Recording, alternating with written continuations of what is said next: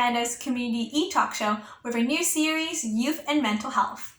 On last week's episode, Dissecting Depression, Dr. Sujoy and Anu discussed what depression is, who can suffer from it, warning signs and symptoms to look out for, and lastly, the different types of treatment for depression.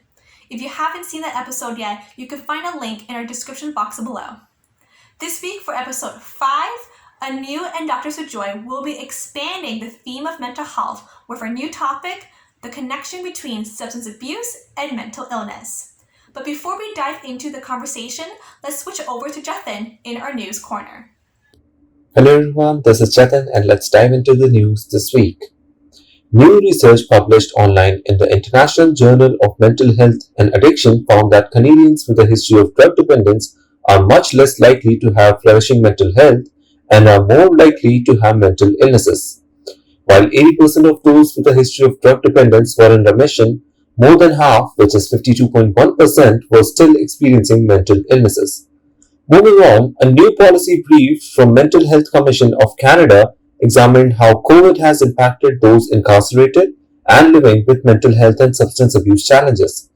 The research shows between 65 to 70% of Canada's incarcerated population have problematic substance use, while 73% of federally incarcerated men and 79% of women are living with at least one mental health problem or illness.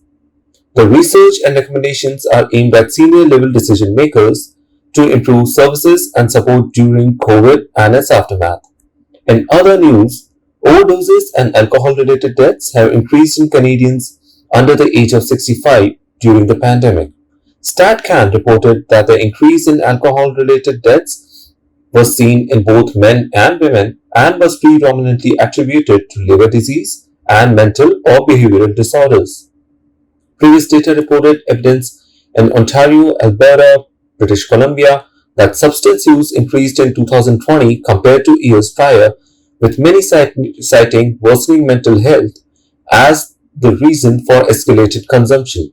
If you want to read more about these news articles, head over to our social media feeds and you'll find links to each of them. Now let's head into the Unscripted Talk segment with Anu and a special guest of the week. Thank you.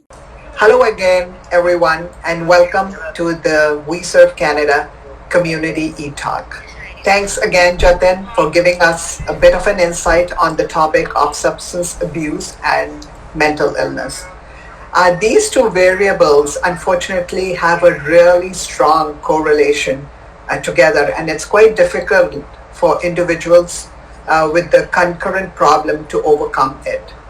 So to clarify for our audience, a concurrent mental health illness and substance abuse problem means that someone experiences a mental illness and at the same time they're using the substances, like maybe it is alcohol or maybe it is drugs or whatever, in a way that it could harm them. So the Center of Addiction and Mental Health revealed that people with mental health illnesses are twice as likely to have a substance abuse problem compared to the general population. And they are likely to use problems up to 3 times more than mental illness. So it is quite evident that there is a negative relationship between these two variables. And the Canadian Mental Health Association has also said that there are 3 main ways where these concurrent problems sort of intertwine each other. And first, of course, is the mental health illness can add to the substance use abuse issues. So individuals, let's say, who actually experience a mental illness, they may be using substances in risky ways to help them cope up with their mental health issues or whatever. The second is that the substance use, it can add problems to the mental illnesses. So alcohols and drugs, they can sometimes even worsen symptoms of the mental illnesses. So several drugs can cause short-term symptoms of psychosis, as we know, and it can also lead to long-term symptoms. So lastly, the third is factors like genes, like genetics, trauma, loneliness, poor access to services and things like that, they might increase both mental illnesses and substance abuse. So, substance abuse, while experiencing a mental illness, poses a great danger to your overall health and well-being. It is key to seek help and receive treatment for both to regain control of your life. All right, let's dive deeper into the topic by opening it up for an unplugged conversation with Dr. Sujoy Ray. And welcome to the We Serve Canada Community ETalk, Dr. Sujoy. And what we were talking about is the connection between substance abuse and mental illness. So let's take a step back and look at it in terms of the terminology, please. So, Dr. Sujoy, could you explain what is actually substance abuse and addiction? And is there a difference between the two?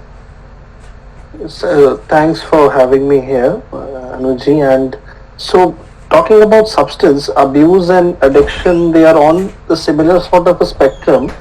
So, what happens is that when a substance, when let's say cigarette or alcohol, whatever it is, if it is used in a way that is dangerous to the person or to the people around him, what we call as hazardous use also, that somehow goes into the category of abuse. So abuse can be in any way, and the person puts himself at harm by consuming too much alcohol and damaging his liver, or consumes drugs or alcohol in such a way that he becomes violent and hurts other people. So that is usually classified as abuse. So addiction is a very specific term, or we use the term dependence, that the person is dependent on that particular substance. So it has some criteria. For example, one of the criteria for addiction is that the amount of substance being used starts going up. So if you use it, say 1 glass per day today, but after a few weeks the person realizes that 1 glass of alcohol isn't doing me, it's not giving me the same satisfaction, so they use up 2 glasses, then it goes up to 3 glasses per day or whatever, a full bottle. So addiction is somewhere, you can say that the person is getting addicted by seeing that the amount of the substance is increasing over a period of time. Then you also see that if the person is off that particular substance, like let's say he doesn't get it, that person will develop some symptoms. Physically, the person may have some sweating, sometimes hands might shake, they may not be able to sleep, very restless. So those could be the physical symptoms, and also a psychological sort of longing for the substance. That is what we call as craving. Okay. So these are some criteria for addiction. Apart from that, on a social basis, you can say that if you see that the person is overspending money, he's diverting all his resources towards the substance, or he's using it in spite of knowing that this is damaging his liver, or this is damaging his kidneys or lungs or whatever. So if the person is using things in spite of knowing that this is harmful, and he's on a social level, he is diverting his money or his resources towards that substance, so that is also classified as one of the features of addiction. Okay. Now that explains the terminology, and especially the fact that you segregated the terms dependence and addiction, and that was very nicely explained. Thank you for that. So people use substances for a variety of reasons, with some being for obviously medicinal purposes. However, when it becomes an issue is when to your point, when you just said that they become dependent on that, or if you can call it addicted to it, or and it starts taking control of their normal lives. So what are the signs that are seen, or that you get, that shows that you're actually dependent or maybe addicted to a particular substance? So the signs are what I was saying earlier. Again, on a physical level, if the person doesn't get the substance, he'd get restless, he'd have some physical bodily symptoms, sweating, loss of sleep, shaking of hands, sometimes headache. In severe cases, person can even have a what we call as a he can throw a fit or a seizure, what we can call as a seizure. So those would be the physical symptoms, and then the person's whole life would revolve around that substance. So as I said, he'd try to use all the money he has available, he'd use it for the substance. All the time he has, he'd neglect his family, he'd neglect his job and those kinds of things, and on a social and familial level. And then finally he will somehow try to adjust everything to so that he has the substance in him. Ultimately he gets the substance in him, and sometimes these people unfortunately get lured into the trap of illegal activities as well. When so people who use substances, they would become they have a very high chance, I'm not saying all of them, but they have a very high chance of getting involved in things like peddling and all Right. a distribution of those substances as well. Okay. So it is clear that obviously there is some sort of connection or correlation between substance use and mental illnesses, as they can negatively impact one another, and they can even put an individual's life at risk.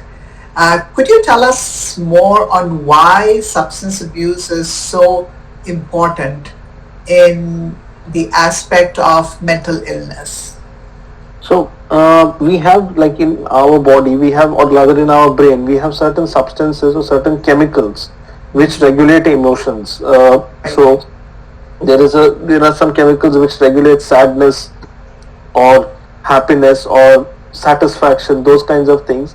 And many of these substances, whether it is alcohol, opium, whatever it is, they act on these chemicals. So let's say alcohol, for example, if it will reduce, it acts on those chemicals which cause sleep or sort of reduce the person's awakenness, dampen the person's awakenness. And when that person is away from the alcohol, suddenly he will have a burst of the opposite emotion, that is anxiety.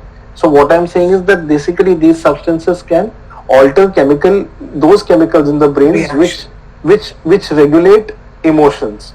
And that is why we have connections between substance use and mental illness. Where mental illness is basically the symptoms you see are all emotional, sadness, anger, whatever it is. So substance use worsens those symptoms, and conversely, people who have such emotional disturbances, they tend to use the substances more to reduce or calm themselves down, to reduce those emotions.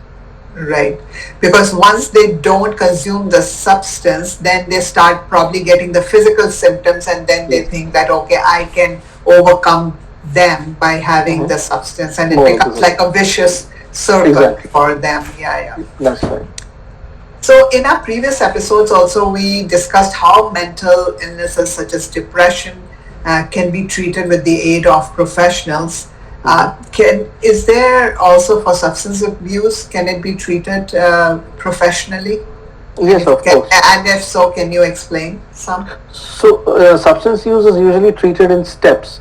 It depends on what stage the patient is coming to us. Let's say the patient comes to us at an early stage, where he realizes that something is wrong, I cannot live. He's been noticing these signs which I was telling you about that I'm not able to live my life without alcohol or cigarettes or whatever it is.